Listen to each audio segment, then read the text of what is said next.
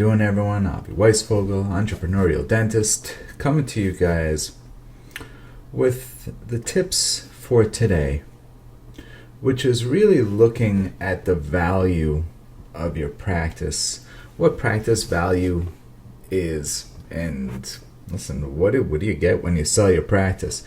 Part of my mission is always to make it so when a dentist goes to sell his life's work, he gets the max for it. Even then, it's not the prettiest thing. The trajectory path of most dentists is build your practice, keep your practice way past the point of its highest peak and then sell it. As we know, dental practices sell for typically around 70 cents on the dollar. What I mean by that is there's this formula, and this formula was just put out by someone and it's accepted. 70% of like the 3-year average gross seems to be a number that practices go for. Now, of course, there are times where it goes for a little higher. There's times where it may go for lower. Let's talk about a time it may go for higher. DSOs are coming with all sorts of offers and you feel like you've just hit the jackpot. What comes with that? A big restriction on your time. So it's like, well, this is great. I'm getting such an offer. How can I turn it down? But then you're not looking into the full picture. The full picture of how much you're able to create revenue-wise during the period that you are beholden to this DSO, 3 years, 5 years. And then what are you able to do in addition to when you sell out to this DSO? It's a difficult process. So if you sell it to a DSO where your number gets higher, you're actually losing more money than if you just sold it, walked away, and did something different with your time where you were actually maximizing the value you have. So there's an exercise that you should do. It's called, how much do I need to make per hour to pay my bills? How much do I need to make per hour to pay my bills, put some money away for retirement? And how much do I need to make per hour to pay my bills, make some money for retirement, put some money away for retirement, and have a little fun in the process? And these are the numbers you need to know, because then you judge the activities. And it can't be short-sighted. It can't just be, well, if I need to make $500 per hour and I'm about to get $700,000, look at the head start it gave me.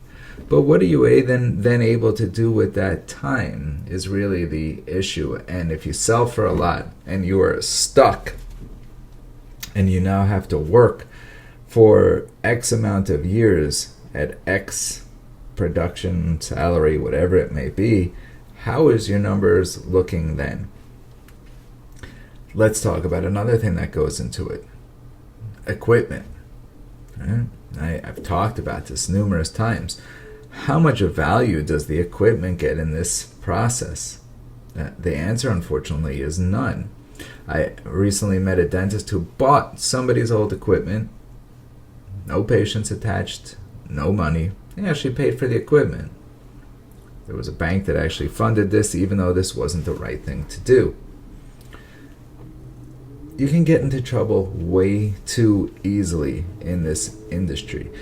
There has to come a time where you start to look at things the way a businessman does. You have to stop thinking like a dentist. You have to start looking at the alternatives and the possibilities of what you can make in this world, of what you're capable of doing. Your job, if you're like me, my job was, hey, I'm a man, I gotta go support the family. Yes, I know old-fashioned ideas. Women make a great living these days. I know plenty of successful females in the world of dentistry and business in general. But I felt it was my responsibility to support the family. That was the gig that was put on me. And so I had to really buckle down and go for it. In my case, I bought a dental practice and I kept going with the idea of trying to make it nicer, and this is going to be the answer and that's going to be the answer, when the reality is none of these pieces of equipment were the answer. The answer was more, hey, gain a better understanding of business. You really want to provide for your family? Gain a better understanding of business, what business is about, what your time is worth, and what you can do with your time. How are you going to maximize your time so the biggest value is coming off what you do? Really, the answer is you need something that can scale, something that grows without you there. Dentistry is not that. if you're going to just do dentistry as your career, you have to get a handle on overhead. You can't keep buying equipment. You have to be able to look at ideas that are going to allow you to grow. Otherwise, honestly, you're headed for a lifetime of stress, a lifetime of figuring out where and how you're going to pay the bills, a lifetime of borrowing money to pay the bills. Absolutely the worst case scenario, because what's going to happen 3 to 6 months after you borrow that money is now you're going to have to still pay the same bills that got you in over your head, only now you have another loan on top of it. There has to be some type of strategy. Start looking at this stuff, guys. The numbers do not lie. You have the ability to go out and do something different and special. Question is, are you going to do so, or are you going to fall into the trap that 99% of dentists fall into?